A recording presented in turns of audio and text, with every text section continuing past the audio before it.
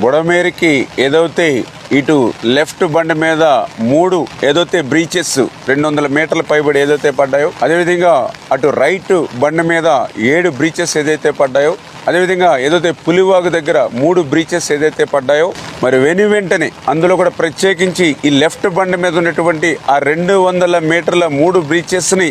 ఆ గండ్లను పూడిస్తేనే ఆ యొక్క సింగనగర్కి కానీ ఆ విజయవాడ పట్టణంలో ఉన్నటువంటి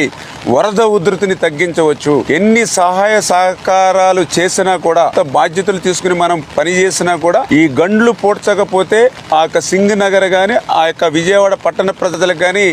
ఉపశమనం ఇవ్వలేము అనేటువంటి ఉద్దేశంతో చంద్రబాబు నాయుడు గారు ఎప్పటికప్పుడు ఈ యొక్క గండ్లను పూడ్చడమే ధ్యేయంగా లక్ష్యంగా మాకు మానిటరింగ్ చేస్తూ, అదేవిధంగా నారా లోకేష్ బాబు గారు కూడా స్వయంగా ఈ గండ్ల దగ్గరికి వచ్చి ఆయన కూడా సూచనలు ఇవ్వడమే కాదు, ఏదైతే ఏజెన్సీలను కూడా ఎన్ని కావాలితే అంతమందిని పెట్టుకుని ఈ ఎంత ఎక్విప్మెంట్ కావాలంటే అంత ఎక్విప్మెంట్ కూడా ఆయన ఎప్పటికప్పుడు మాకు అందిస్తూ ప్రతి 1 అవర్ కూడా క్లోజ్ మానిటరింగ్ చేస్తూ ఉన్నారు. అందుకే ఈరోజు ఎంత వర్షం వచ్చినా గాలి వచ్చినా కూడా దాన్ని కూడా మేము తట్టుకుని ఎదుర్కొని ఏదైతే అధికారులు కానీ అదేవిధంగా ఏజెన్సీలు కూడా వాళ్ళ యొక్క సహకారంతో ఆ బుడమేరు గండ్లను యుద్ధ ప్రాతిపదిక మీద పూర్తి చేస్తూ